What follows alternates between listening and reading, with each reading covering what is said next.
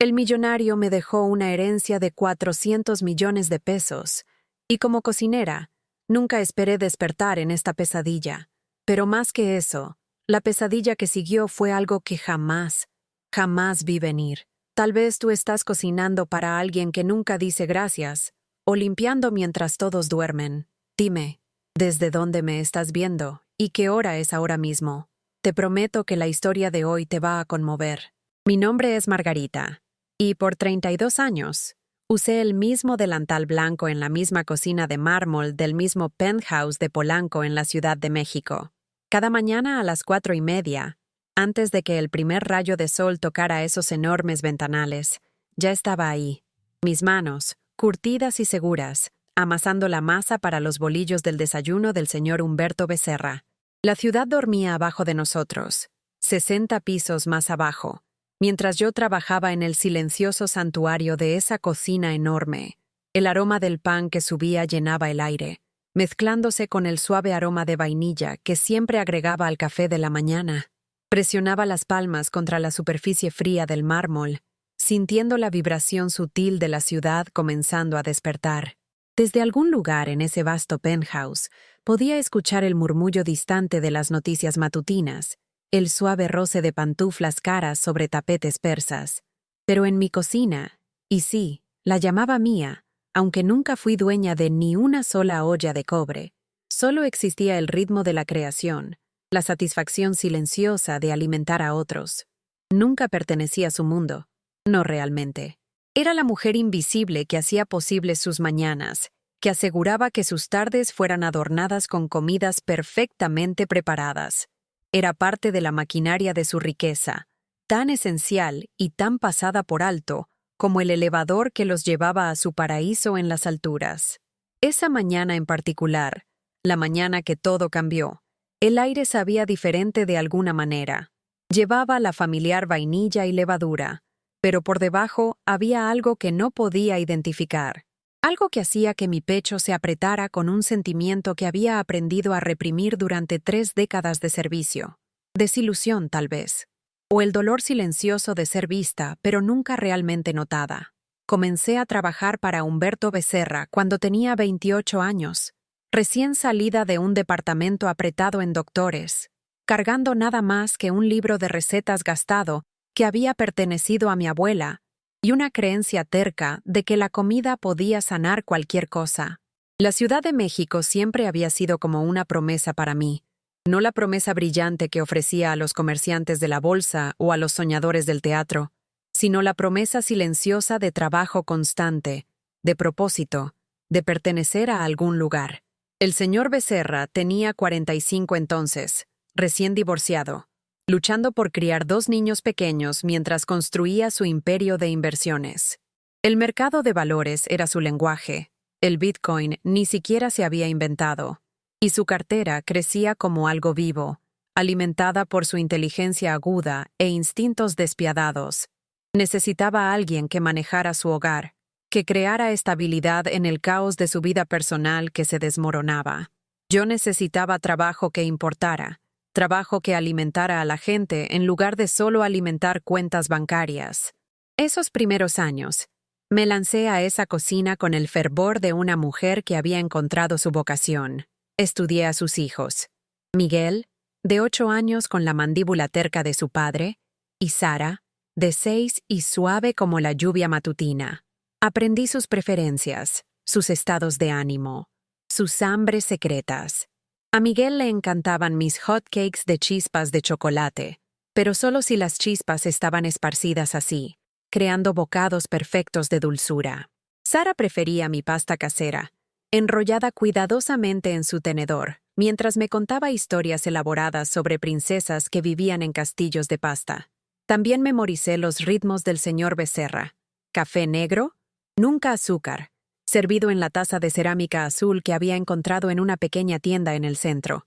Pan tostado cortado en diagonal, nunca derecho. Huevos revueltos que estaban casi, pero no completamente cuajados, con cebollín fresco del jardín de hierbas que lo había convencido de dejarme plantar en la terraza del techo. Comía rápido, eficientemente, su mente ya corriendo hacia las oficinas, hacia reuniones que agregarían otro millón a su creciente fortuna. En esos días, a veces se detenía en el marco de la puerta de la cocina, café en mano, observándome trabajar, sin hablar, solo observando. Creo ahora que estaba fascinado por la alquimia de cocinar, la manera en que la harina y los huevos y el tiempo podían convertirse en algo que nutriera y consolara. Su mundo era todo números y proyecciones, márgenes de ganancia y riesgos calculados. El mío era sal y calor, y la magia antigua de convertir ingredientes crudos en amor que se podía saborear. Los niños crecieron alrededor de mi mesa de desayuno. Vi la voz de Miguel quebrarse y volverse grave. Vi a Sara descubrir libros y perderse en historias mientras yo cocinaba la cena. Me traían sus rodillas raspadas y sus corazones rotos, sus boletas y sus primeros intentos de cocinar. La cocina se convirtió en el corazón de ese enorme penthouse, el lugar donde la vida real sucedía mientras el resto del departamento mostraba la riqueza acumulada de Humberto. Sus activos crecieron exponencialmente a través de esos años. Acciones de tecnología, inversiones inmobiliarias, eventualmente criptomonedas cuando el Bitcoin explotó en escena. Tenía el toque dorado, la capacidad de ver ganancia donde otros solo veían riesgo. El penthouse se llenó de arte caro, muebles de diseñador, aparatos que costaban más que los carros de la mayoría de la gente. Pero la cocina siguió siendo mía, cálida y acogedora, perfumada con lo que estuviera preparando para las personas que había llegado a amar. Porque eso fue lo que pasó. Aunque nunca lo planeé, me enamoré de ellos, no románticamente, nunca eso, sino con el amor profundo e incondicional de una mujer que nunca había tenido hijos propios, que vertió todos sus instintos maternales en cuidar a esta pequeña familia rota. Amaba la cara seria de Miguel cuando me ayudaba a medir ingredientes.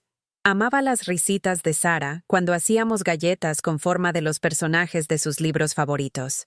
Hasta amaba a Humberto, a mi manera complicada. Amaba sus sonrisas raras cuando probaba algo que le recordaba su propia infancia. Amaba la manera en que sus hombros se relajaban cuando entraba a mi cocina cálida después de días brutales en el centro financiero. Pero el amor, aprendí, no garantiza el respeto, y el respeto era lo que más ansiaba, aunque nunca pude poner palabras a ese hambre en esos primeros años. La primera grieta en mi servicio perfecto llegó en una mañana de diciembre, cuando Miguel tenía 15 años y Sara tenía 13. Para entonces, llevaba 7 años con ellos. Suficiente tiempo para sentirme parte de la familia, aunque nunca fui lo suficientemente tonta como para creer que realmente lo era. Había preparado su desayuno usual, pero también había hecho algo especial. Rollos de canela de la receta de mi abuela, la masa enrollada y torcida con los mismos movimientos que sus manos habían enseñado a las mías décadas antes. Humberto apenas miró los rollos, tomando su tostada usual en su lugar. «Demasiado dulce», dijo con desdén. No a mí, sino al aire, como si yo fuera solo otro electrodoméstico de cocina que había funcionado mal. «No sé por qué pierdes tiempo en estas cosas elaboradas, Margarita. La comida simple es mejor». A los niños les encantaron los rollos, desgarrándolos con dedos pegajosos y suspiros satisfechos. Pero sus palabras me golpearon como un golpe físico, tanto más dolorosas porque llevaban el peso del desprecio casual. No enojo, eso habría reconocido mi presencia, sino el tipo de indiferencia reservada para cosas que no importan. Limpié la cocina en silencio esa mañana, envolviendo cuidadosamente los rollos que quedaban y poniéndolos en el refrigerador del personal. Una de las mucamas se los llevaría a casa para su familia, donde serían apreciados, donde las horas que había pasado mezclando y amasando y esperando que la masa subiera, serían reconocidas como amor hecho comestible. Esa fue la primera vez que entendí que en la mente de Humberto, yo era simplemente otro activo en su cartera, otra inversión que necesitaba generar rendimientos. Útil, sí.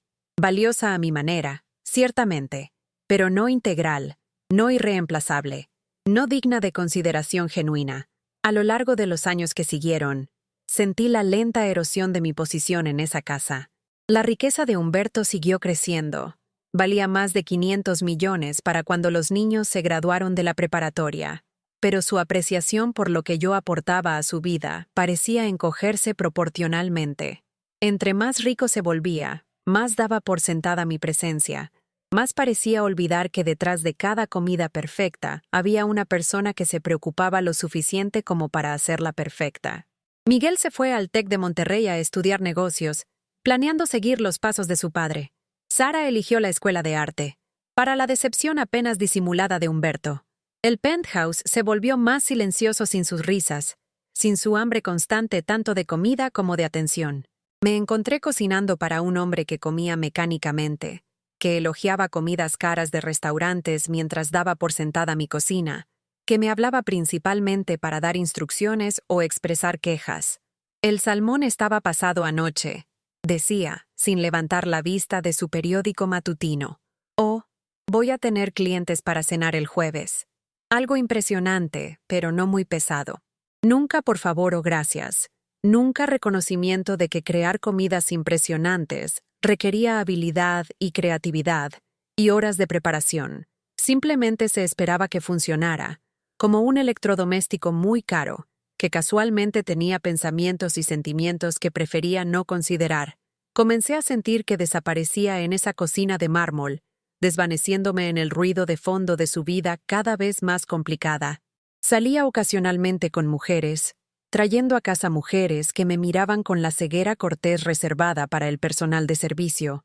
Elogiaban la comida, mi comida, mientras me miraban como si fuera invisible.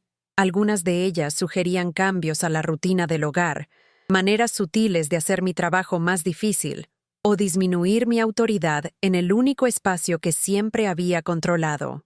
Una mujer, una galerista llamada Victoria con cabello rubio hielo y una risa como cristal que se rompe, incluso le sugirió a Humberto que contratara una cocinera más moderna, alguien que entendiera cocina contemporánea, en lugar de mi enfoque de comida casera. Lo dijo justo enfrente de mí, mientras servía las piernas de cordero estofadas que me habían tomado 6 horas preparar perfectamente. Humberto no me defendió. No señaló que mi comida había nutrido a su familia por más de una década. Solo asintió pensativamente, como si considerar reemplazarme fuera tan simple como cambiar su celular. Esa noche, me senté en mi pequeño departamento, no en el penthouse. Nunca en el penthouse, aunque pasaba más horas despierta ahí que Humberto. Y me pregunté cuándo me había vuelto tan prescindible. ¿Cuándo mis años de servicio, mi conocimiento íntimo de las necesidades y preferencias de su familia, mi devoción por su bienestar, habían llegado a valer menos que mantener contenta a una novia? Tenía 53 años entonces, sin familia propia, sin vida fuera de esa cocina, sin identidad más allá de ser Margarita la cocinera. El pensamiento de empezar de nuevo en otro lugar me aterrorizaba, pero el pensamiento de quedarme donde no era valorada había comenzado a aterrarme más. La relación de Humberto con Victoria duró 6 meses. Nunca se mudó, nunca me desplazó, pero su desprecio casual por mi valor había plantado una semilla de duda en mi mente. Si ella podía tan fácilmente descartar décadas de servicio fiel, ¿qué decía eso sobre cómo otros me veían? ¿Qué decía sobre cómo Humberto me veía? Los niños vinieron a casa menos frecuentemente mientras construían sus propias vidas. Miguel, siguiendo el camino de su padre en finanzas, hablaba en los mismos tonos cortantes sobre márgenes de ganancia y proyecciones de mercado. Sara, persiguiendo su arte en la Condesa, se mantuvo cálida y amorosa cuando visitaba, pero sus visitas se volvieron raras mientras se establecía en su propio mundo. Estaba orgullosa de ambos, orgullosa del papel que había jugado criándolos hasta convertirlos en adultos capaces, pero su ausencia gradual me dejó sola con un hombre que parecía notarme menos con cada año que pasaba. Para cuando Humberto cumplió 65 años, su patrimonio neto había subido más de 1,000 millones de pesos. Poseía propiedades en Acapulco, Valle de Bravo y Tulum.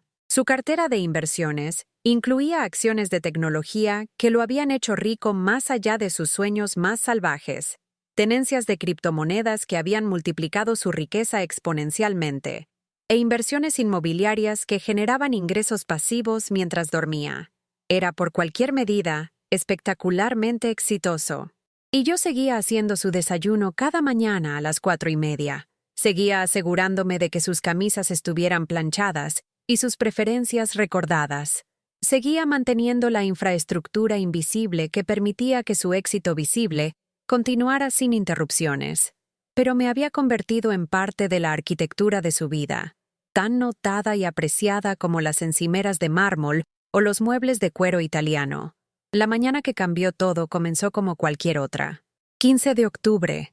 El tipo de día otoñal fresco que hace que la Ciudad de México se sienta como si cualquier cosa fuera posible. Estaba preparando el desayuno usual de Humberto cuando escuché voces de su estudio. Su abogado. Me di cuenta, reconociendo el tono grave de Jaime Morales, quien había manejado la planificación patrimonial de Humberto por décadas. No estaba espiando, no intencionalmente. Pero el estudio colindaba con la cocina, y Humberto nunca se había molestado en bajar la voz cuando discutía asuntos de negocios frente a mí. Era solo otro mueble, después de todo, incapaz de entender o repetir conversaciones sobre acciones y bonos y fideicomisos. La fundación recibirá la mayor parte, estaba diciendo Humberto. Los niños ya están bien provistos, y de esta manera todo se queda en la familia mientras se crea un legado duradero. ¿Qué hay del personal?, preguntó Jaime. Margarita ha estado contigo. ¿Qué, más de 30 años? Esa clase de lealtad merece reconocimiento. Hubo una pausa larga, el tipo que hizo que mis manos se detuvieran en el pan que estaba rebanando. En ese silencio, escuché la opinión de Humberto sobre mis 3 décadas de servicio más claramente que cualquier palabra podría haber transmitido. 1 año de salario, finalmente dijo. Eso es generoso para alguien en su posición. No es como si tuviera familia o dependientes de qué preocuparse.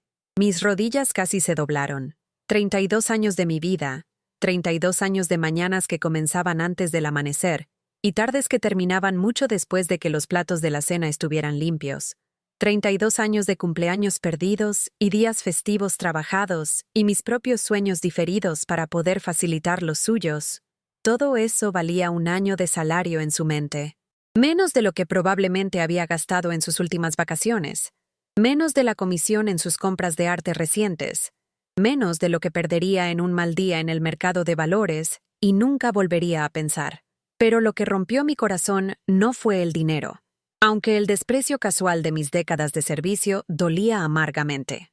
Lo que rompió mi corazón fue la frase «alguien en su posición», como si fuera una categoría en lugar de una persona, una función en lugar de un ser humano que había amado a su familia y dedicado su vida a su bienestar. Terminé de hacer el desayuno con manos temblorosas, mi mente dando vueltas con la súbita comprensión clara de cómo había sido vista todos estos años. No como Margarita, quien sabía exactamente cómo le gustaba su café y exactamente qué cocinar cuando estaba estresado por un trato de negocios. No como Margarita, que se había sentado con sus hijos a través de fiebres y miedos y primeros desamores. Solo como alguien en su posición, reemplazable y poco notable, digna de exactamente la misma consideración que cualquier otro gasto del hogar. Humberto comió su desayuno esa mañana sin mirarme, igual que siempre. Elogió los huevos perfectamente escalfados, igual que siempre. Se fue a su oficina con un asentimiento distraído en mi dirección, igual que siempre. Pero todo había cambiado para mí. La rutina cómoda alrededor de la cual había construido mi vida de repente se sintió como una prisión, y finalmente entendí que el carcelero nunca me había visto como algo más que una prisionera particularmente bien entrenada. Esa tarde, hice algo que nunca había hecho en 32 años de empleo. Dejé el penthouse mientras Humberto todavía estaba en el trabajo. Caminé por Chapultepec, viéndolo con ojos nuevos, notando cosas que había perdido durante viajes rápidos al mercado o días libres raros. Parejas tomadas de la mano, niños jugando en parques infantiles, gente mayor alimentando palomas con concentración paciente, gente viviendo sus propias vidas en lugar de facilitar el sueño de alguien más. Me senté en una banca cerca del lago y traté de imaginar cómo podría verse mi vida si fuera lo suficientemente valiente como para irme. A los 60 años, era lo suficientemente vieja como para sentir cada año de desgaste, pero lo suficientemente joven como para empezar de nuevo si podía encontrar el valor. Tenía ahorros, no mucho, pero suficiente para sobrevivir por un tiempo.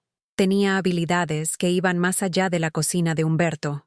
Tenía recetas y conocimiento y 3 décadas de experiencia alimentando a gente que importaba, pero también tenía miedo. Miedo de lo desconocido, miedo de empezar de nuevo, miedo de descubrir que tal vez Humberto tenía razón y yo era solo alguien en mi posición, poco notable y fácilmente reemplazable. 2 meses pasaron antes de que encontrara la respuesta a mi crisis, y llegó de la fuente más inesperada. Humberto colapsó durante una junta de consejo en diciembre, un infarto masivo que casi lo mata. Pasé 3 días en la sala de espera del hospital, no porque me hubiera pedido que estuviera ahí, estaba inconsciente, sino porque no podía imaginar estar en ningún otro lugar.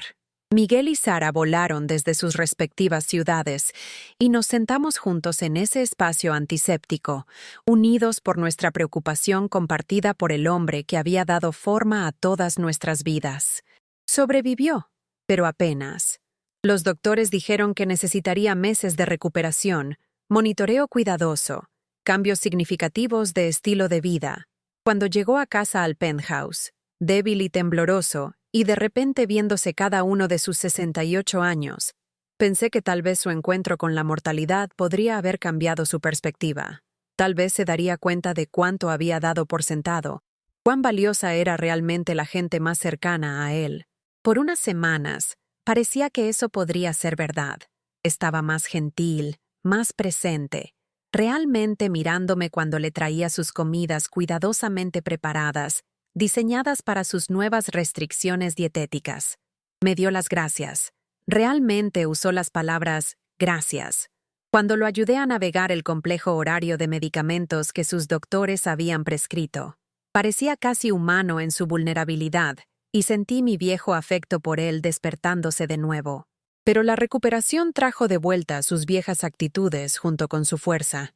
Para febrero, se estaba quejando de la comida insípida que su condición cardíaca requería, regañándome cuando le recordaba sobre su medicamento, tratándome una vez más como una inconveniencia en lugar de la persona que había reestructurado toda su vida alrededor de su recuperación. El golpe final llegó en marzo, en un miércoles gris que se sentía como si el invierno nunca fuera a terminar. Humberto se estaba reuniendo con su abogado de patrimonios otra vez, actualizando su testamento a la luz de su reciente susto de salud. Estaba en la cocina, naturalmente, preparando el almuerzo que habían pedido, cuando escuché mi nombre mencionado. Realmente, he estado reconsiderando el legado a Margarita, dijo Humberto. Se está volviendo vieja, más lenta de lo que solía ser. Estoy pensando en hacer algunos cambios al personal de la casa de todas maneras. Tal vez es tiempo para alguien más joven, alguien con entrenamiento culinario más moderno. Has sido leal por más de 30 años, señaló Jaime, sonando incómodo. La lealtad no compensa la eficiencia perdida, replicó Humberto fríamente. Además, a su edad, debería estar pensando en retirarse de todas maneras. Le daré 6 meses de liquidación en lugar del año que originalmente planeé. Eso es justo. Me quedé congelada en la estufa, la cuchara de madera en mi mano temblando mientras sus palabras se hundían. No solo estaba siendo descartada después de más de 3 décadas de servicio fiel, sino que mi liquidación estaba siendo cortada a la mitad. Aparentemente, sobrevivir un infarto había hecho a Humberto más consciente de su mortalidad, pero no más generoso hacia la mujer que había dedicado su vida a su bienestar. Esa noche, tomé una decisión que debía haber tomado años antes. Escribí mi renuncia, efectiva en 2 semanas, y la puse en el escritorio de Humberto, donde la encontraría a primera hora en la mañana. Luego me fui a casa a mi pequeño departamento y comencé a planear lo que venía después. El periodo de aviso de 2 semanas fue incómodo y tenso. Humberto parecía sorprendido por mi renuncia, como si nunca se le hubiera ocurrido que podría elegir irme en lugar de esperar a ser despedida. Me preguntó varias veces si estaba segura, si tal vez podríamos arreglar algún acuerdo, pero su tono era más molesto que arrepentido. Tendría que pasar por la inconveniencia de encontrar y entrenar un reemplazo, después de todo. En mi último día, limpié esa cocina una última vez, dejándola impecable para quien viniera después de mí. Me llevé conmigo solo lo que era mío. El libro de recetas de mi abuela. Algunos electrodomésticos pequeños que Humberto me había regalado a lo largo de los años, y las fotografías que los niños habían dibujado y me habían dado que había mantenido clavadas en el tablón de anuncios del personal. Miguel y Sara me llamaron para despedirse, ambos expresando tristeza genuina por mi partida. Eso significó todo para mí. Saber que les había importado, que mis años cuidándolos habían sido reconocidos y apreciados, aunque su padre nunca hubiera logrado ver mi verdadero valor. Humberto me estrechó la mano en la puerta, un gesto formal que se sintió como una transacción de negocios. «Gracias por tu servicio, Margarita», dijo, entregándome un sobre con mi último cheque y la liquidación prometida. «Espero que disfrutes tu retiro». No le dije que no tenía intención de retirarme. No le dije sobre el pequeño espacio de restaurante que había encontrado en la Roma Norte, o el préstamo comercial para el que estaba aplicando, o los sueños que había mantenido escondidos por 32 años mientras facilitaba su éxito. Solo sonreí y le agradecí por la oportunidad, porque algunos puentes es mejor dejarlos intactos, aunque nunca planees cruzarlos de nuevo. 6 meses después, abrí la cocina de Margarita en la Roma Norte, un restaurante acogedor de barrio que se especializaba en el tipo de comida casera que Humberto había despreciado como anticuada. El espacio era diminuto comparado con su catedral de mármol de cocina, pero era mío. Cada olla, cada sartén, cada receta era mía para elegir y crear y compartir con gente que venía buscando más que solo sustento. El restaurante tuvo éxito más allá de mis expectativas más salvajes. Los críticos gastronómicos nos descubrieron y escribieron reseñas brillantes. Los clientes se volvieron regulares, luego amigos, luego familia extendida. Contraté personal que compartía mi creencia de que cocinar era un acto de amor, y juntos creamos algo especial en ese pequeño espacio de la Roma Norte. 2 años después de que dejé el penthouse, recibí una llamada telefónica que cambió mi comprensión de todo lo que había pasado entre Humberto y yo. Era Jaime Morales, el abogado de patrimonios, llamando con noticias que parecían imposibles. «Humberto se fue, Margarita», dijo gentilmente. «Otro infarto, esta vez en casa. Se fue pacíficamente mientras dormía». Sentí un dolor complicado ante la noticia, tristeza mezclada con conclusión, arrepentimiento enredado con alivio. Pero Jaime no había terminado. «Hay algo más», continuó. «Algo que creo te va a sorprender. Humberto cambió su testamento otra vez hace como 6 meses, justo después de que escuchó sobre el éxito de tu restaurante. Te dejó un legado. Asumí que se refería al año de salario originalmente planeado, tal vez restaurado después de que mi partida resultó ser más inconveniente de lo que había anticipado. Estaba equivocada. 400 millones de pesos, Margarita. Más el control de la Fundación Becerra. Dijo que se dio cuenta demasiado tarde de que tú eras quien había entendido la riqueza mejor que cualquier otra persona en su vida, que siempre habías sabido la diferencia entre tener dinero y ser rica. El número era tan enorme que no lo pude procesar al principio. Más dinero del que jamás había soñado con tener. Más dinero del que podría gastar en 3 vidas. Pero más que eso, era reconocimiento. Finalmente, después de todos esos años de ser invisible, Humberto me había visto. Había entendido, aunque demasiado tarde para decírmelo él mismo, que mis contribuciones a su vida habían sido invaluables en maneras que iban mucho más allá del salario que me había pagado. La herencia venía con una carta, escrita en la escritura cuidadosa de Humberto durante sus últimos meses. En ella, reconocía lo que había sido demasiado orgulloso para decir mientras estaba vivo, que yo había sido la fundación que permitió su éxito, que mi presencia estable y cuidado inquebrantable le habían dado la estabilidad para tomar los riesgos que construyeron su fortuna. Admitía que me había dado por sentada, me había tratado como prescindible cuando había sido esencial, había despreciado mis contribuciones cuando yo había sido quien mantenía a su familia alimentada y cuidada y amada. «Fui un tonto», escribía. «Pasé mi vida coleccionando activos y olvidé que tú eras lo más valioso en mi cartera. Me diste 30 años de lealtad y amor, y yo te di indiferencia a cambio. El dinero no es pago por lo que hiciste. Nada podría ser pago suficiente para eso. Es una disculpa y un reconocimiento de la riqueza que trajiste a mi vida, que no tenía nada que ver con pesos o inversiones o márgenes de ganancia. La carta continuaba explicando su visión para la Fundación Becerra, cómo quería que se enfocara en apoyar a gente como yo, individuos de clase trabajadora con sueños y talentos que necesitaban solo un pequeño empujón para lograr algo extraordinario.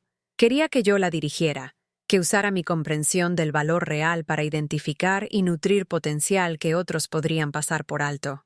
Me senté en mi pequeña oficina del restaurante, rodeada por el caos cómodo de un negocio exitoso, y lloré por el hombre que se había tardado toda una vida en entender lo que siempre había sabido, que la riqueza más importante no se mide en pesos y centavos, sino en las conexiones que hacemos y el cuidado que damos y el legado que dejamos en los corazones de otros. Miguel y Sara fueron generosos y bondadosos sobre la decisión de su padre, entendiendo en maneras que él nunca había logrado expresar que yo había sido tanto familia como empleada, que mi amor por ellos había sido real y duradero y digno de reconocimiento. Se mantuvieron involucrados con la fundación, ayudándome a navegar el mundo complejo de la filantropía y las donaciones caritativas, enseñándome sobre inversiones y dotaciones y los detalles técnicos de manejar riqueza significativa, pero también aprendieron de mí. Descubrieron a través de mis ojos la satisfacción de usar el dinero como una herramienta para el bien, en lugar de solo una puntuación para el éxito. Juntos, hemos financiado docenas de pequeños restaurantes y emprendedores gastronómicos, dado becas a estudiantes culinarios de familias de clase trabajadora y apoyado cocinas comunitarias que alimentan a gente que necesita más que solo comida. Necesitan el amor que viene con una comida casera. La fundación ha crecido más allá de la visión inicial de Humberto, convirtiéndose en una red de gente que entiende que la verdadera riqueza está en cuidarnos unos a otros. Hemos creado empleos y oportunidades, financiado sueños y apoyado familias, construido un legado que va mucho más allá de los números en cualquier cartera de inversión. Mi restaurante continúa prosperando, pero ya no es mi único enfoque. Paso mis días moviéndome entre la Roma Norte y Polanco, entre el trabajo práctico de cocinar y el trabajo estratégico de filantropía, entre alimentar clientes individuales y nutrir comunidades enteras. Es un tipo diferente de servicio del que proporcioné en el penthouse de Humberto, pero es servicio que es reconocido y valorado y apreciado por todos los que toca. Pienso en Humberto a menudo, usualmente con cariño ahora que el tiempo ha suavizado los bordes agudos de nuestra relación complicada. Creo que estaría orgulloso de lo que hemos hecho con su dinero. Cómo hemos convertido su disculpa final en acción continua. Creo que apreciaría la ironía de que su mayor inversión resultó ser en una mujer a quien había pasado 30 años tratando como solo otro gasto del hogar.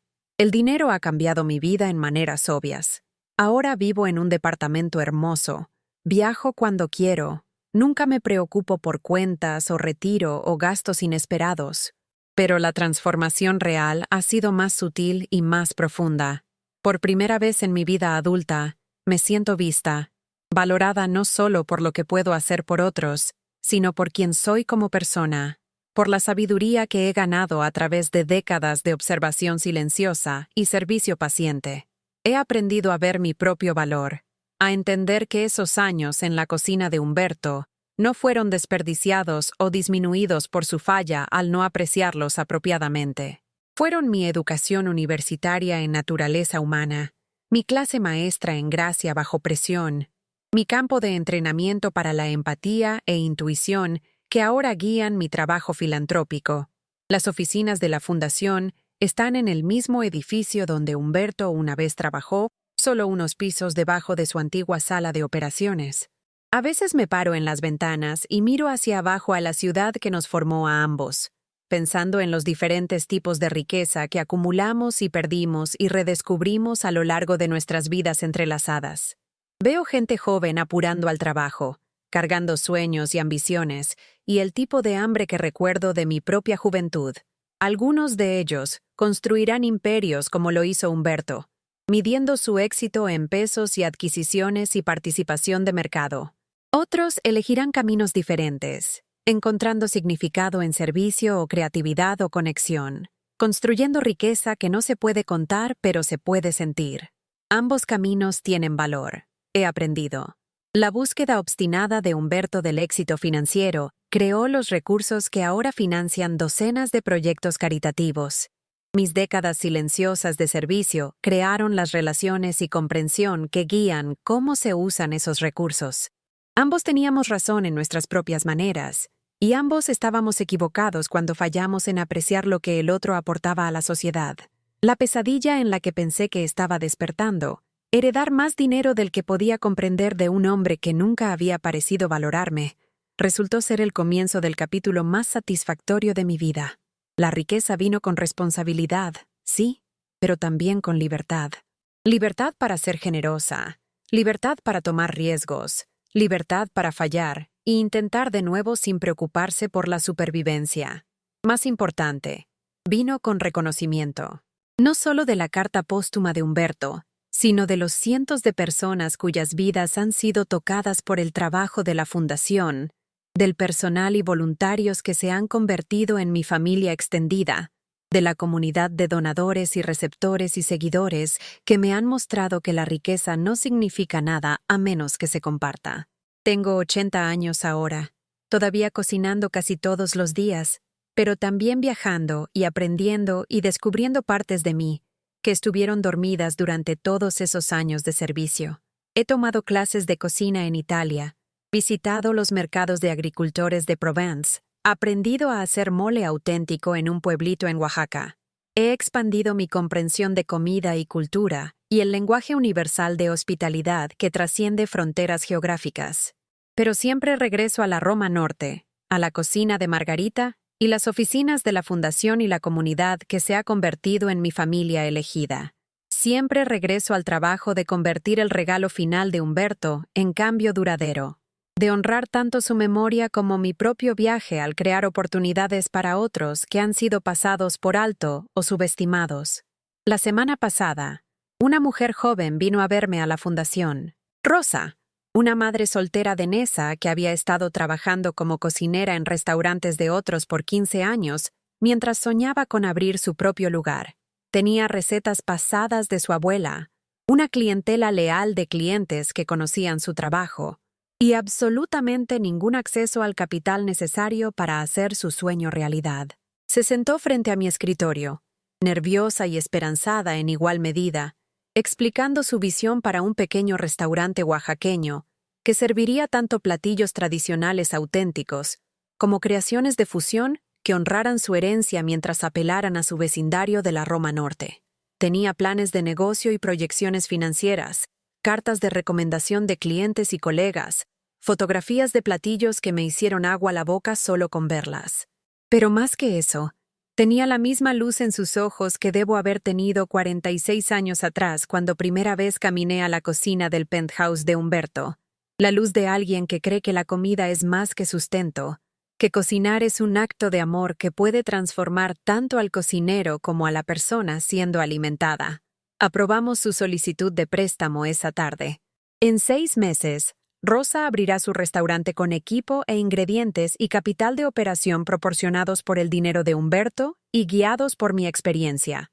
Servirá las recetas de su abuela junto a sus propias innovaciones, creando algo nuevo, mientras honra lo que vino antes, construyendo su propia versión de riqueza, un cliente satisfecho a la vez. Esto es lo que Humberto quiso decir, creo, cuando escribió sobre entender la diferencia entre tener dinero y ser rico.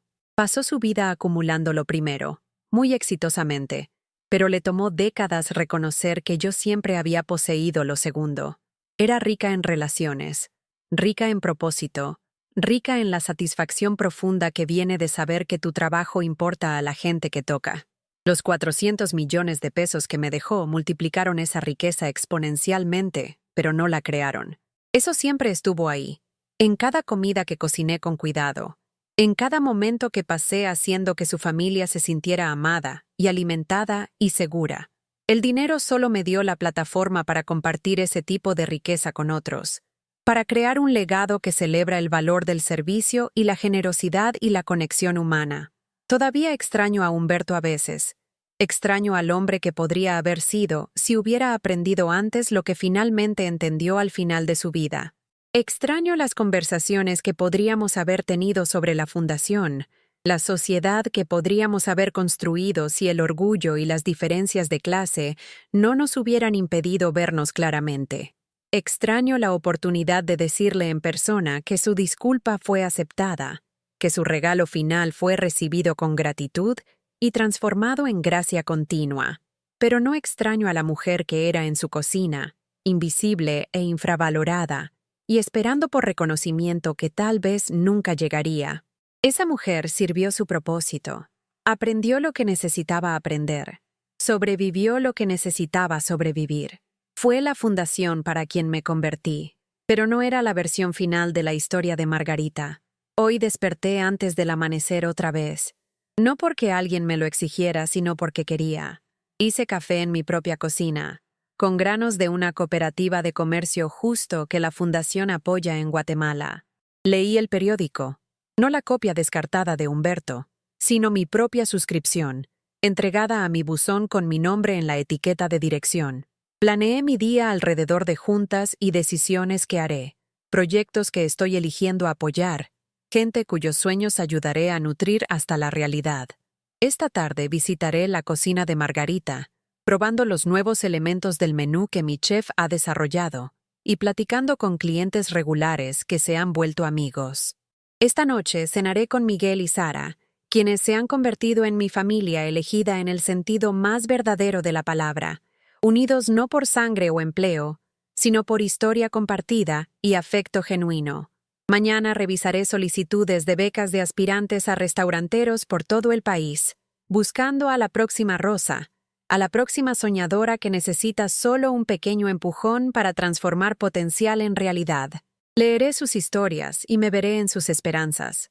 Recordaré cómo se sentía ser pasada por alto, subestimada y hambrienta por la oportunidad de probar mi valor. El dinero se acabará eventualmente, a pesar de las estrategias cuidadosas de inversión de la Fundación y la dotación creciente. Pero el impacto continuará, extendiéndose hacia afuera a través de todas las vidas que hemos tocado, y todos los sueños que hemos apoyado, y todas las comunidades que hemos fortalecido. Esa es la verdadera herencia que Humberto me dejó, no los pesos en la cuenta bancaria, sino la oportunidad de transformar servicio silencioso en cambio visible, de convertir mi sabiduría acumulada de toda una vida en bien duradero. Pero tal vez el regalo más inesperado que vino con la herencia de Humberto fue el descubrimiento de familia que nunca supe que tenía. 6 meses después de recibir el legado, mientras organizaba los documentos legales que Jaime Morales había proporcionado, encontré referencia a un fideicomiso que Humberto había establecido años antes, pero nunca me había dicho. Era pequeño por sus estándares, solo 4 millones de pesos, pero había sido establecido específicamente para apoyar a cualquiera que pudiera probar parentesco con Margarita Rodríguez de Michoacán. El nombre de mi abuela había sido Margarita Rodríguez antes de casarse con mi abuelo y venir a la Ciudad de México como una joven esposa en 1923. Humberto debe haber investigado mi historia familiar en algún punto, tal vez cuando estableció mi contrato de empleo original, y descubrió lo que yo nunca había sabido, que mi abuela había dejado atrás hermanos en Michoacán, hermanos cuyos descendientes todavía estaban ahí, todavía luchando con la misma pobreza que la había llevado a cruzar el país buscando oportunidad en la capital. A través de ese fideicomiso, me conecté con primos que nunca supe que existían. Estaba Brígida, una maestra en Morelia que había estado tratando por años de mantener vivo el programa de comida de su escuela con un presupuesto mínimo. Estaba Sebastián, un hombre joven con aspiraciones de convertirse en chef, pero sin dinero para la escuela culinaria. Estaba la anciana Esperanza, que manejaba una pequeña casa de huéspedes y recibía a cualquiera que necesitara refugio, alimentándolos de sus propios recursos limitados y nunca pidiendo pago de aquellos que no podían pagarlo. Esta era mi gente. Me di cuenta, no solo por sangre, sino por espíritu. Compartían el mismo instinto de nutrir y alimentar y cuidar a otros que había guiado mi propia vida. El mismo entendimiento de que la verdadera riqueza yacía en asegurar que nadie pasara hambre o se sintiera no deseado. Humberto había visto de alguna manera esa conexión. Había reconocido que mi impulso hacia el servicio y generosidad podría ser algo heredado, algo pasado a través de generaciones de mujeres michoacanas que entendían que el amor se expresaba mejor a través del compartir comida. Volé a Michoacán por primera vez a los 68 años, llevando conmigo no solo el fideicomiso de Humberto, sino mi propia determinación de fortalecer estos lazos familiares recién descubiertos. El estado de nacimiento de mi abuela era nada como lo había esperado. Más verde, más hermoso, tanto más moderno como más antiguo que las historias con las que había crecido. Pero la calidez de la bienvenida que recibí de mis primos michoacanos se sintió como llegar a casa en maneras que no me había dado cuenta que había estado buscando toda mi vida. Brigida me encontró en el aeropuerto de Morelia, con lágrimas en los ojos y sus brazos ya extendidos para un abrazo. Se parecía tanto a mi abuela en sus fotografías viejas que casi lloré yo misma, viendo en su cara el legado genético que me conectaba a generaciones de mujeres michoacanas fuertes que habían hecho mucho con poco y compartido lo que tenían. «Eres igualita a la abuelita Margarita», dijo, usando el término de cariño mexicano, que se sintió extraño y familiar a la vez. Fue la habladuría de la familia por décadas después de que se fue. Todos nos preguntamos qué pasó con su nieta americana. Por la casa de huéspedes que manejaba Esperanza era todo lo que había esperado que fuera. Un edificio viejo y extenso, cerca del centro donde el aroma de pozole perpetuamente llenaba el aire, y el sonido de risa resonaba desde la sala común la mayoría de las tardes. Me recordó a mí misma en su dedicación a alimentar a cualquiera que caminara por su puerta, en su comprensión instintiva de que la comida era medicina para tanto cuerpo como alma. «Puedo ver por qué él confió en ti con su dinero», dijo Esperanza una tarde mientras trabajábamos juntas en su cocina, preparando cena para un hombre de negocios viajero, 2 estudiantes universitarios que no podían pagar restaurantes, y un hombre anciano que había perdido su propia casa, pero encontrado refugio temporal en su cuarto de huéspedes. «Tienes las manos de alguien que sabe lo que realmente significa alimentar a la gente».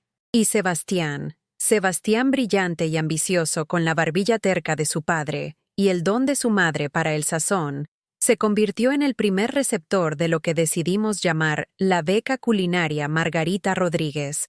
Estudiaría en el Centro Culinario de México, aprendiendo las técnicas y teorías para complementar el entendimiento intuitivo que ya había demostrado en la pequeña cocina de la fonda de su familia. Pero más que eso, llevaría adelante la tradición familiar de cocinar con corazón, de entender que cada comida preparada con cuidado era un acto de amor hecho tangible. El mes que pasé en Michoacán, dividiendo mi tiempo entre Morelia y Pátzcuaro, y el pequeño pueblo costero donde mi abuela había crecido, me enseñó lecciones sobre familia y legado que ninguna cantidad de dinero podría haber comprado. Aprendí que mi impulso de nutrir y alimentar a otros no era solo una rareza personal, sino una herencia genética, pasada a través de generaciones de mujeres que habían entendido que la cocina era el corazón de cualquier hogar y que compartir comida era la manera más básica de mostrar cuidado por otros. También aprendí sobre el tipo de pobreza de la que mi abuela había huido, la desesperación que llevó a tantos inmigrantes michoacanos a dejar todo lo familiar atrás en busca de mejores oportunidades en la capital. Las historias que mis primos me contaron sobre las generaciones antes de ellos, las sequías, las dificultades económicas, las decisiones difíciles entre quedarse en una tierra natal que no podía alimentarlos y partir para un lugar extraño que podría hacerlo, me ayudaron a entender mi propia historia en maneras que nunca había considerado. Mi abuela había sido una de 7 hijos, y solo 2 habían sobrevivido hasta la edad adulta. El resto había muerto de enfermedades que podrían haberse tratado fácilmente si su familia hubiese poseído los recursos para cuidado médico apropiado. Había dejado Michoacán no solo buscando oportunidad, sino huyendo del tipo de pobreza aplastante que mataba niños y rompía familias. La Ciudad de México que había encontrado no fue fácil, pero fue sobrevivible en maneras que Michoacán no había sido para su generación. Entender esa historia me ayudó a apreciar la herencia de Humberto en nuevas maneras. Los 400 millones de pesos que me había dejado representaban no solo su reconocimiento de mi servicio, sino el cumplimiento de los sueños más salvajes de mi abuela cuando había abordado ese camión a la capital en 1923. Había esperado que su nieta pudiera tener oportunidades que ella no podía imaginar. Podría encontrar seguridad y propósito y reconocimiento por sus contribuciones al mundo. El legado de Humberto había hecho esas esperanzas realidad en maneras que ninguno de ellos podría haber anticipado. Cuando regresé de Michoacán, traje conmigo no solo nuevas conexiones familiares, sino una comprensión más amplia de mi propia misión. La Fundación Becerra expandió su alcance para incluir proyectos internacionales, comenzando con un programa de becas que traería a jóvenes cocineros michoacanos a la Ciudad de México para entrenamiento y mandaría estudiantes culinarios capitalinos a Michoacán para aprender técnicas tradicionales y recetas que estaban en peligro de perderse con el paso de las generaciones mayores. También financiamos la renovación de la Casa de Huéspedes de Esperanza, instalando equipo de cocina moderno, mientras manteníamos el carácter histórico que la hacía un refugio tan acogedor para viajeros y locales igualmente. El programa de comida escolar de Brígida se convirtió en un modelo para otras escuelas por todo Michoacán, probando que comida nutritiva y casera se podía proveer asequiblemente incluso en comunidades con recursos limitados. Pero tal vez más importante, la conexión michoacana me recordó que mi historia no era única. Por todo el mundo, había mujeres como yo, mujeres que habían dedicado sus vidas a cocinar y cuidar a otros, mujeres cuyas contribuciones eran esenciales pero a menudo invisibles, mujeres que poseían sabiduría y habilidad y dedicación que merecían reconocimiento y apoyo. Esta realización llevó al proyecto más ambicioso de la Fundación, una iniciativa de trabajo en red global que conectaba trabajadoras domésticas, cocineras y cuidadoras de diferentes países y culturas, creando oportunidades para que compartieran conocimiento, apoyaran los sueños de las demás y abogaran por mejor reconocimiento de sus contribuciones a la sociedad. A través de esta red, conocí a Isabela, una empleada doméstica de muchos años en Sao Paulo, que había usado sus ahorros para abrir un pequeño negocio de catering especializado en platillos tradicionales brasileños.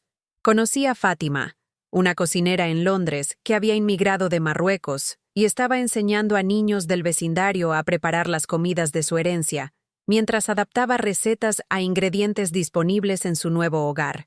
Conocí a Chen Wei, quien había trabajado para una familia adinerada en Hong Kong por 20 años antes de empezar su propio restaurante de dim sum, que se había convertido en un lugar de reunión para otras trabajadoras domésticas, buscando comunidad y conexión. Cada una de estas mujeres tenía historias que hacían eco a la mía en diferentes maneras.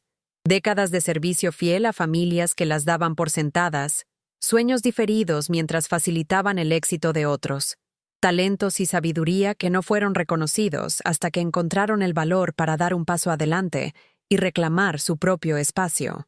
Pero a diferencia de mí, no habían recibido herencias inesperadas para financiar sus transiciones.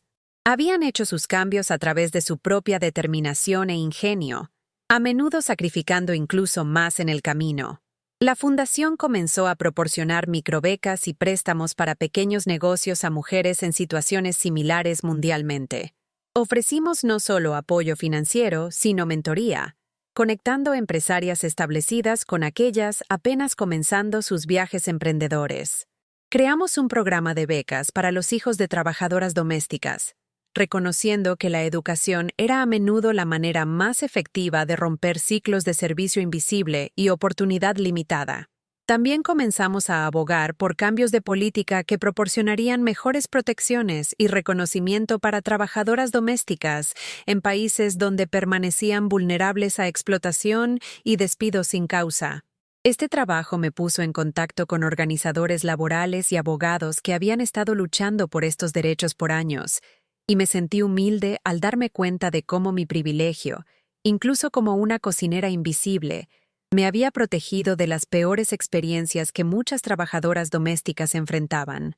A través de estas conexiones, escuché historias que hicieron que mi propia experiencia con Humberto pareciera afortunada en comparación. Mujeres que habían trabajado por años sin contratos apropiados o pago justo, que habían sido despedidas sin aviso o liquidación cuando sus empleadores ya no las necesitaban, que habían sido tratadas no solo como invisibles, sino como menos que humanas. Mis 32 años de servicio habían incluido dignidad y respeto, aunque la apreciación hubiera sido escasa. Para demasiadas mujeres en posiciones similares, incluso la decencia humana básica estaba ausente.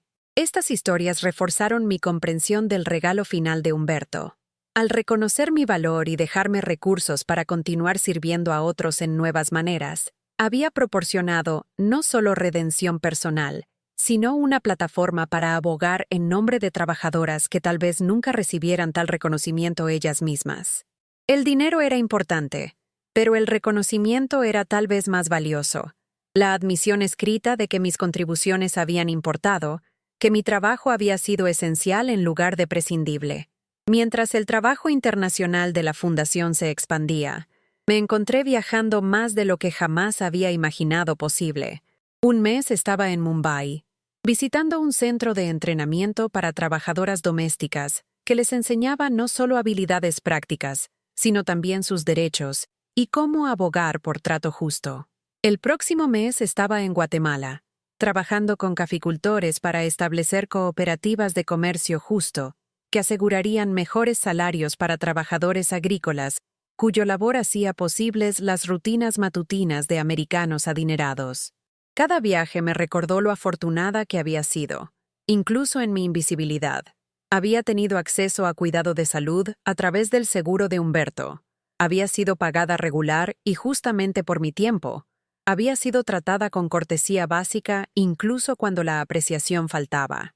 Las mujeres que conocí a través del trabajo de la Fundación a menudo habían carecido incluso de estas protecciones fundamentales, haciendo sus logros aún más notables y sus necesidades aún más urgentes. Pero también descubrí la increíble fuerza y resistencia que parecía común entre mujeres que habían pasado sus vidas cuidando a otros, ya fuera que estuvieran cocinando en penthouses adinerados de Manhattan o aldeas rurales guatemaltecas, ya fuera que estuvieran cuidando niños en Londres o Mumbai. Estas mujeres poseían una sabiduría y gracia que venía de entender lo que realmente importaba en la vida. Habían aprendido a encontrar satisfacción en victorias pequeñas, a crear belleza y comodidad de recursos limitados, a mantener dignidad en situaciones diseñadas para disminuirla. Esta sabiduría se convirtió en el mayor activo de la Fundación, mientras crecimos más allá de simplemente proporcionar dinero, para realmente facilitar redes de apoyo e intercambio de conocimiento. Las mujeres con las que trabajamos se convirtieron en maestras tanto como receptoras, compartiendo estrategias para manejar empleadores difíciles, técnicas para estirar presupuestos limitados y métodos para mantener identidad personal mientras se servía a las necesidades de otros. Aprendí tanto de ellas como ellas aprendieron de los recursos de la Fundación. Una cocinera en Bangkok me enseñó cómo preparar comidas nutritivas para grupos grandes usando ingredientes que casi no costaban nada. Una cuidadora en Detroit compartió técnicas para manejar las demandas emocionales de cuidar pacientes difíciles sin perder tu propia salud mental. Una empleada doméstica en París me mostró sistemas organizacionales que maximizaban eficiencia mientras dejaban tiempo para intereses personales y obligaciones familiares. Estas lecciones transformaron no solo el enfoque de la Fundación para apoyar trabajadoras domésticas, sino mi propio entendimiento de lo que había logrado durante mis años con Humberto. Había desarrollado habilidades e insights que eran valiosos más allá del contexto específico de su hogar, conocimiento que podía beneficiar a mujeres enfrentando desafíos similares en circunstancias completamente diferentes.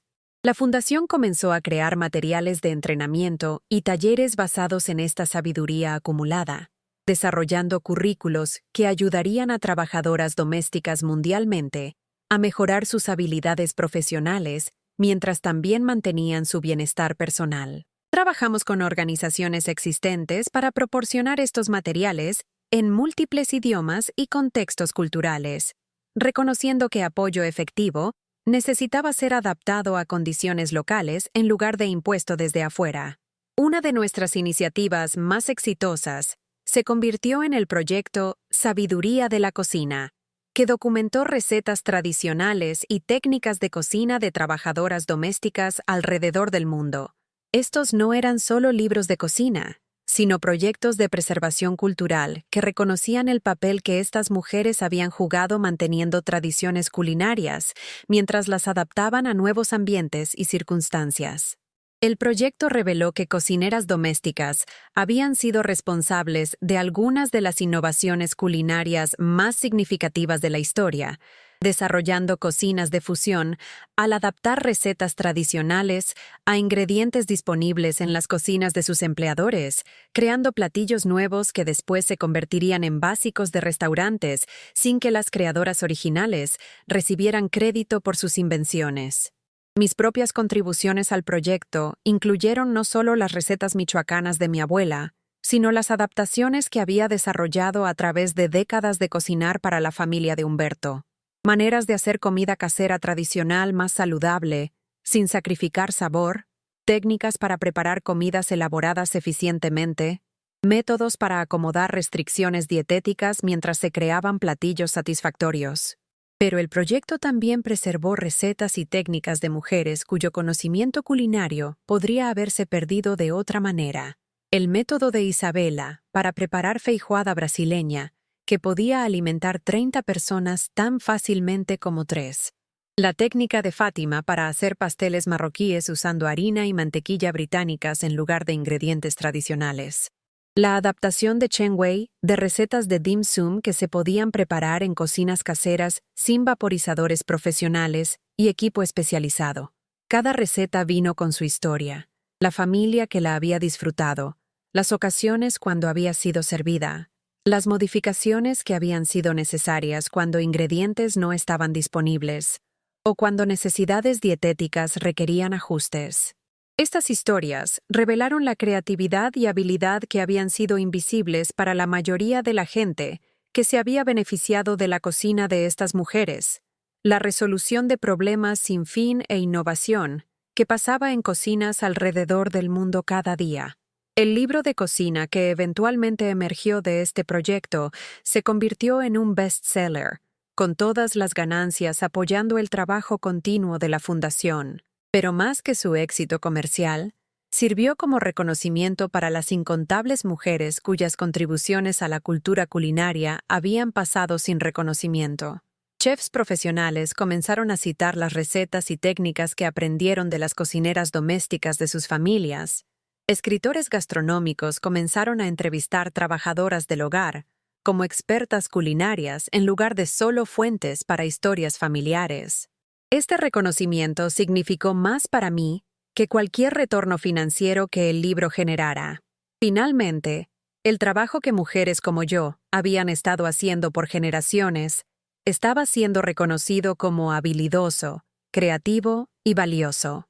El labor invisible que hacía posibles las vidas de otras personas se estaba volviendo visible, y las mujeres que lo habían realizado estaban siendo tratadas como expertas en lugar de solo empleadas. 10 años después de recibir la herencia de Humberto, miré hacia atrás a una década que había transformado no solo mi propia vida, sino las vidas de cientos de otras mujeres alrededor del mundo. La cocinera tímida e invisible que había pasado 32 años facilitando el éxito de alguien más se había convertido en una abogada, una mentora y un puente entre diferentes mundos y culturas. El restaurante en la Roma Norte continuaba prosperando, ahora manejado por antiguas recipientes de becas de la Fundación, que entendían que cocinar era sobre más que solo preparar comida. Mantenían la atmósfera cálida y acogedora que había tratado de crear, mientras agregaban sus propias innovaciones e influencias culturales, haciendo de la cocina de Margarita un lugar de reunión verdaderamente internacional para amantes de la comida y constructores de comunidad. Las oficinas de la Fundación se habían expandido para incluir coordinadores regionales en 4 continentes, cada uno trabajando para identificar y apoyar trabajadoras domésticas que estaban listas para transicionar al emprendimiento o abogacía. Nuestros programas de becas habían financiado las educaciones de cientos de estudiantes, desde escuelas culinarias hasta universidades, creando una nueva generación de líderes que entendían el valor del trabajo de servicio y estaban comprometidos a mejorar condiciones para otros siguiendo caminos similares. Pero tal vez el desarrollo más satisfactorio fue la relación que había crecido entre Miguel, Sara y yo. Los hijos de Humberto se habían convertido no solo en colegas manejando la fundación, sino en amigos genuinos que valoraban mi perspectiva e insights en maneras que su padre nunca había logrado expresar. Habían aprendido de mí mientras también me enseñaban, creando el tipo de sociedad que Humberto y yo podríamos haber tenido si hubiera reconocido mi valor más temprano en nuestra relación. Miguel, ahora un gerente de inversiones exitoso por derecho propio, había asumido la gestión financiera de la fundación, aplicando la habilidad de su padre con números para maximizar el impacto de nuestras donaciones caritativas. Pero también había desarrollado un entendimiento de gente y relaciones que Humberto había carecido, pasando tiempo con receptores de becas y ganadores de premios, para aprender sobre sus experiencias y desafíos. Sara, establecida como una artista respetada por derecho propio, había creado una serie de pinturas celebrando trabajadoras domésticas a lo largo de la historia, trayendo reconocimiento visual a mujeres cuyas historias raramente habían sido contadas. Su trabajo había sido exhibido en galerías alrededor del mundo, con ganancias apoyando los programas internacionales de la Fundación. También había documentado muchas de las historias de nuestras receptoras de becas a través de fotografía y video, creando un archivo que preservó su sabiduría y experiencias para futuras generaciones. Juntos, los tres habíamos creado algo que iba más allá de lo que cualquiera de nosotros podría haber logrado individualmente. Habíamos combinado recursos financieros con experiencia personal, visión artística con entendimiento práctico, creando una red de apoyo que abordaba no solo necesidades inmediatas, sino cambio sistémico a largo plazo. La correspondencia que recibía de mujeres que la Fundación había apoyado proporcionaba recordatorios constantes de por qué este trabajo importaba. El restaurante de Rosa se había convertido en una institución del barrio, empleando otras mujeres de comunidades inmigrantes y sirviendo como un lugar de reunión para familias celebrando ocasiones importantes. Me había escrito para agradecerme no solo por el apoyo financiero, sino por la confianza que el préstamo había representado. El mensaje de que alguien creía que sus sueños valían la pena ser financiados. Sebastián se había graduado de la escuela culinaria y regresado a Michoacán para revitalizar la fonda de su familia, transformándola en un destino para amantes de la comida por todo el país.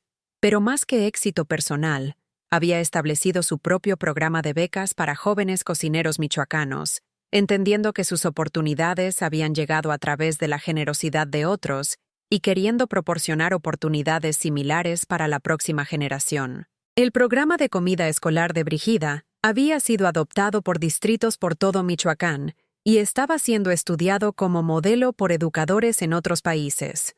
El programa probó que comidas nutritivas, obtenidas localmente, se podían proporcionar costo-efectivamente, incluso en escuelas con presupuestos limitados, desafiando la sabiduría convencional de que comida saludable era demasiado cara para instituciones públicas. Cada historia de éxito reforzaba la lección central que Humberto había finalmente aprendido demasiado tarde, que invertir en gente, particularmente aquellos que habían sido pasados por alto o subvalorados, generaba rendimientos que no se podían medir en pesos y centavos, pero eran tal vez más valiosos que cualquier ganancia financiera. Mientras me acercaba a mi cumpleaños número 80, comencé a pensar sobre planificación de sucesión, tanto para el restaurante como para la fundación. Había vivido más de lo que jamás había esperado. Había logrado más de lo que jamás había soñado posible. Pero también era realista sobre mi propia mortalidad y la necesidad de asegurar que el trabajo continuaría más allá de mi implicación personal. El consejo de la fundación, que ahora incluía varias antiguas recipientes de becas junto a Miguel y Sara, comenzó a desarrollar planes para continuación institucional que no dependería de la visión o energía de cualquier persona individual. Habíamos aprendido del ejemplo de Humberto que el liderato individual era importante, pero que cambio duradero requería sistemas y estructuras que podrían sobrevivir transiciones en liderato. La cocina de Margarita ya había evolucionado más allá de mi implicación personal, con operaciones del día a día manejadas por un equipo que entendía tanto los requerimientos de negocio como la misión comunitaria que siempre había guiado sus operaciones. El personal incluía mujeres de varios trasfondos culturales que todas habían experimentado el desafío de construir nuevas vidas mientras mantenían conexión a su herencia, creando una cultura del lugar de trabajo que naturalmente apoyaba a otras, enfrentando transiciones similares. Pero decidir quién debería eventualmente tomar responsabilidad primaria por la fundación resultó más complejo. Miguel tenía las habilidades financieras y conexión familiar. Sara tenía la visión artística y habilidades de comunicación, pero ninguno tenía la experiencia personal de trabajo doméstico que había guiado tantos de nuestros programas más efectivos. La solución vino de una fuente inesperada: Chen Wei, la antigua cocinera de Hong Kong que había construido su restaurante de dim sum en un lugar de reunión comunitario para trabajadoras domésticas por todo Londres. Había sido una de nuestras primeras recipientes de becas internacionales y había permanecido involucrada como coordinadora voluntaria mientras nuestros programas se expandían por Europa. Adicionalmente, poseía la combinación rara de experiencia personal, habilidades de negocios y habilidades de liderato natural que le permitirían guiar el crecimiento continuo de la fundación. Chen Wei entendía lo que significaba ser invisible en el hogar de alguien más, tener tus habilidades y dedicación dadas por sentadas, soñar con independencia mientras manejabas las realidades prácticas de supervivencia, pero también entendía emprendimiento, comunicación intercultural y la logística compleja de manejar programas internacionales. Más importante, poseía la empatía y sabiduría que venía de haber vivido experiencias similares a las mujeres que la fundación servía. La planificación de transición tomó 2 años, durante los cuales Chen Wei trabajó de cerca con nuestro equipo existente para entender todos los aspectos de las operaciones de la fundación.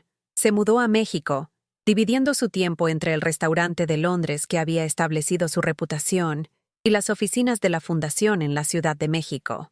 Su presencia trajo nuevas perspectivas y energía a nuestro trabajo, mientras mantenía los valores centrales y misión que nos habían guiado desde el principio. Durante este periodo de transición, tuve la satisfacción de ver el trabajo de la fundación reconocido en los niveles más altos. Las Naciones Unidas nos invitaron a presentar nuestros programas de apoyo a trabajadoras domésticas como un modelo para otras organizaciones, reconociendo que nuestro enfoque había logrado mejoras mensurables en condiciones de trabajo y oportunidades mundialmente.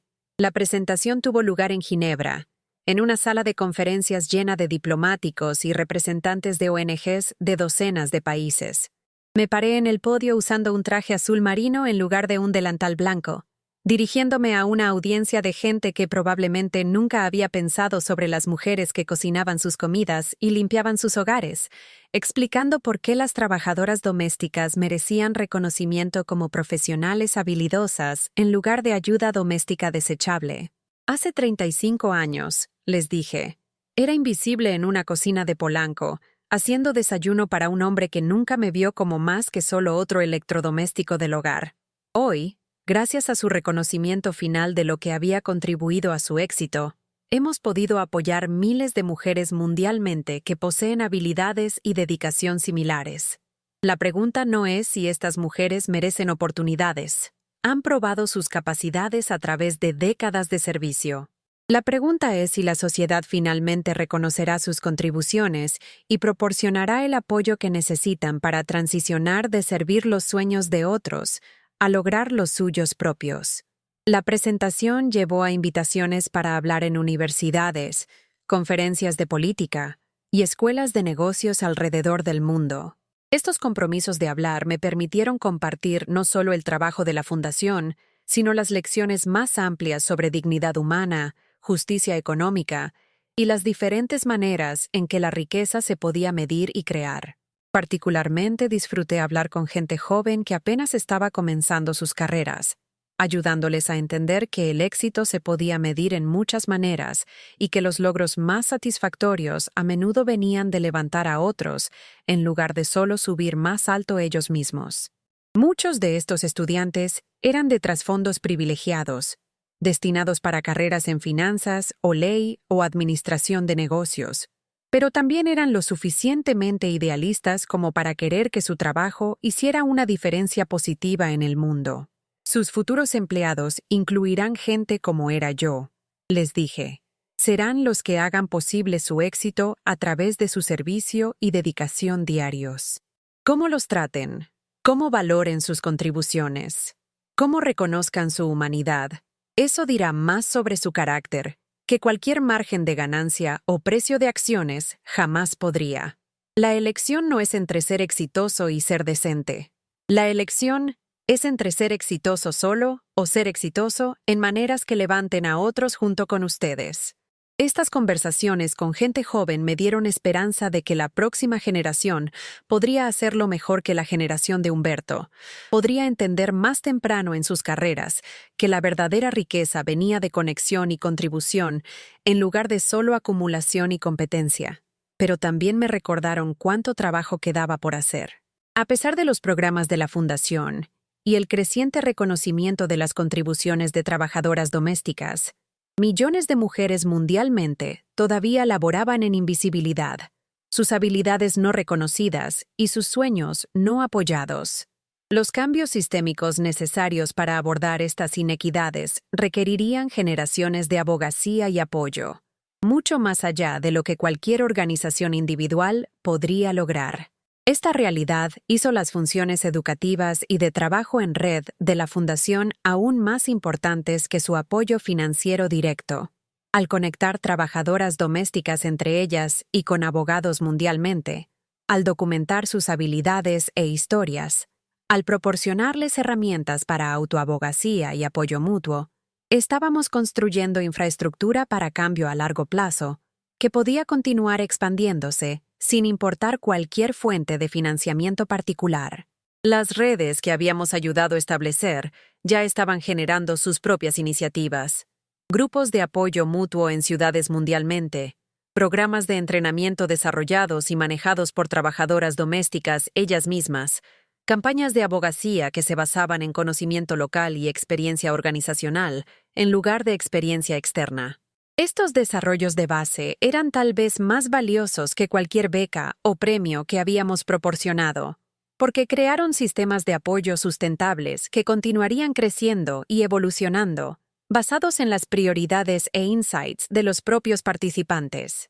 Mientras me preparaba para retroceder del liderato activo de la Fundación, reflexioné sobre lecciones aprendidas no solo de mi propia experiencia, sino de los cientos de mujeres cuyas historias se habían convertido en parte de mi entendimiento.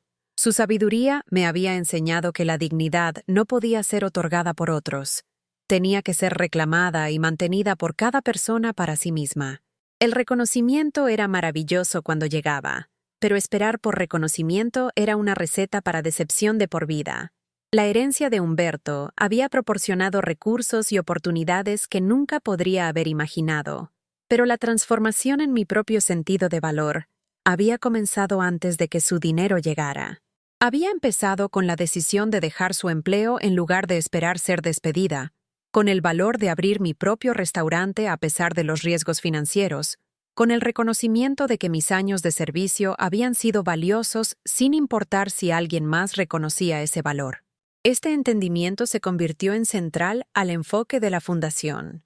Proporcionar no solo dinero, sino confianza, no solo oportunidades, sino reconocimiento de que las recipientes ya poseían las habilidades y sabiduría necesarias para el éxito. No estábamos rescatando a nadie, estábamos apoyando gente que ya había demostrado sus capacidades a través de años de servicio dedicado, dándoles plataformas para mostrar habilidades que siempre habían poseído. Las mujeres que se habían beneficiado de nuestros programas confirmaron este enfoque a través de sus éxitos. No necesitaban aprender cómo trabajar duro, o cuidar a otros, o manejar múltiples responsabilidades simultáneamente. Habían estado desarrollando estas habilidades por años. Lo que necesitaban era acceso a capital, mercados y reconocimiento, más la confianza para creer que sus sueños eran dignos de perseguir. Rosa en su restaurante, Sebastián en su fonda renovada, Chen Wei en su centro comunitario, Brigida con sus programas de comida escolar. Todos habían tenido éxito porque habían aplicado habilidades aprendidas a través de años de servicio a nuevos contextos y oportunidades. La fundación había proporcionado recursos, pero ellos habían proporcionado la experiencia, dedicación y visión que convirtieron esos recursos en cambio duradero. Este patrón se repitió en programas alrededor del mundo, confirmando que las trabajadoras domésticas poseían habilidades emprendedoras y conocimiento comunitario, que eran valiosos más allá de los hogares donde habían sido empleadas. Entendían servicio al cliente porque habían estado sirviendo clientes demandantes por años.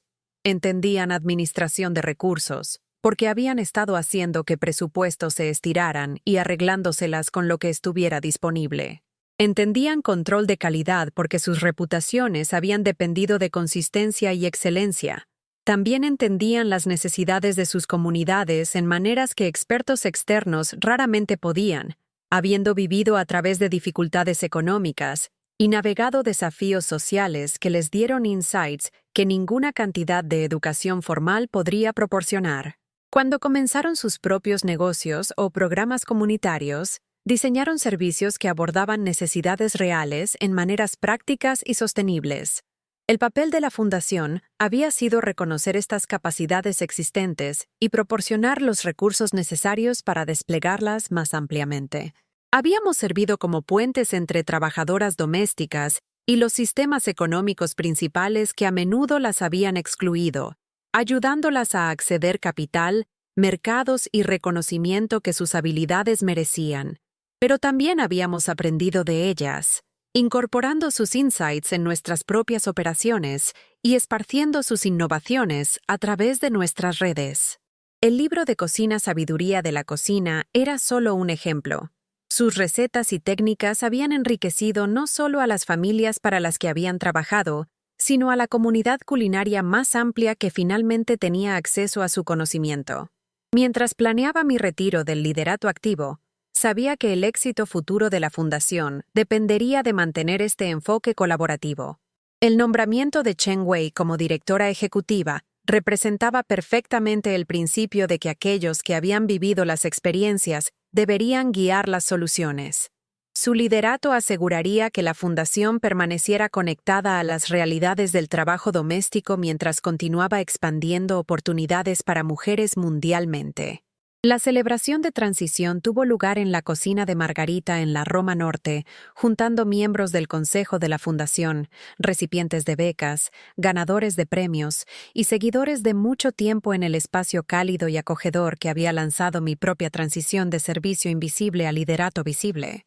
El restaurante estaba lleno de gente de todos los rincones de mi vida, primos michoacanos que habían volado de Morelia, antiguos colegas del penthouse de Polanco, miembros actuales del personal, y docenas de mujeres cuyas vidas habían sido tocadas por el trabajo de la fundación.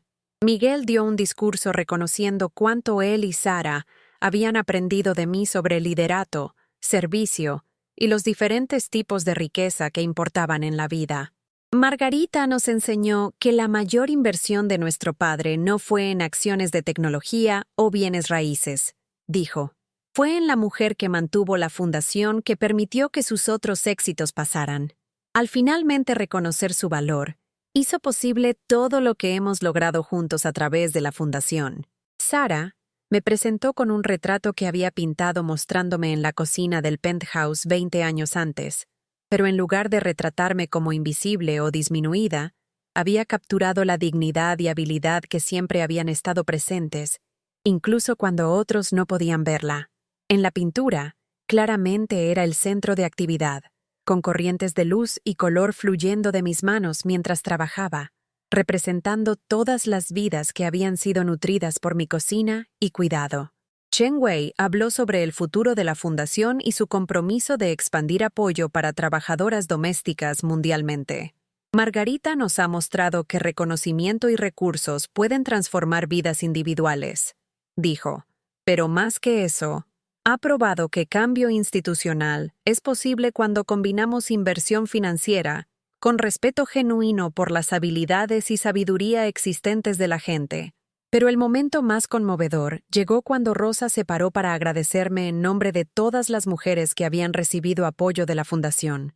Nos viste cuando otros no lo hicieron, dijo, su voz gruesa con emoción. Creíste que nuestros sueños valían la pena ser financiados cuando apenas lo creíamos nosotras mismas. Pero más importante, nos mostraste que nuestros años de servicio tenían valor, que las habilidades que habíamos aprendido mientras cuidábamos a otros eran activos en los que podíamos construir, en lugar de limitaciones que nos definían. Mientras el aplauso llenaba el restaurante y miré alrededor a caras representando cada etapa de mi viaje, sentí la satisfacción profunda que viene de una vida bien vivida y dirigida con propósito. La cocinera invisible se había vuelto visible, pero más que eso, había ayudado a ser visibles a otras mujeres invisibles también. La herencia que había parecido una pesadilla se había convertido en la fundación de un legado que continuaría mucho después de que me fuera. El dinero había corrido su curso, transformado de la disculpa de Humberto en acción continua, de reconocimiento de servicio pasado en apoyo para sueños futuros. Pero la verdadera herencia, el entendimiento de que las contribuciones de todos importan, que dignidad y respeto no se pueden comprar sino se deben dar libremente, que la riqueza no significa nada a menos que sirva al bien común, esa herencia continuaría esparciéndose a través de redes de conexión y cuidado que se extendían mucho más allá de cualquier fundación o programa. ¿Alguna vez has pasado años cocinando para alguien que nunca dijo gracias? ¿Alguna vez te has sentido invisible en tu propia vida, valiosa solo por lo que podías hacer en lugar de quien eras? ¿Alguna vez te has preguntado si tus actos silenciosos de servicio y amor realmente estaban haciendo una diferencia en el mundo de alguien? Déjame decirte algo que aprendí después de 80 años en esta tierra. Tu valor nunca fue medido por el reconocimiento de ellos. Tu valor nunca fue disminuido por su ceguera hacia él. El amor que pusiste en cada comida, cada gesto, cada momento de cuidado, importó, reconocieran o no. Importó a la gente que alimentaste, aunque se olvidaran de agradecerte. Importó a los niños que criaste, aunque se mudaran a sus propias vidas. Importó al universo, que mantiene contabilidad cuidadosa de cada acto de amor, incluso cuando el mundo parece pasarlos por alto completamente. No necesitas 400 millones de pesos para reclamar tu valor. No necesitas una carta de disculpa póstuma para validar el valor de tu servicio. Solo necesitas recordar que la riqueza viene en muchas formas, y la gente más rica son a menudo aquellos que entienden que cuidar a otros es la vocación más alta que cualquiera de nosotros puede responder. Dime en los comentarios, ¿alguna vez te has sentido invisible en tu propia cocina, en tu propia vida? Si esta historia tocó tu corazón, deja un like y suscríbete para que este mensaje llegue a otra mujer que cocina con su alma. Para más historias emotivas como esta, haz clic en el enlace del podcast a la izquierda. Gracias por acompañarnos en este viaje del corazón. Nos vemos en nuestra próxima historia.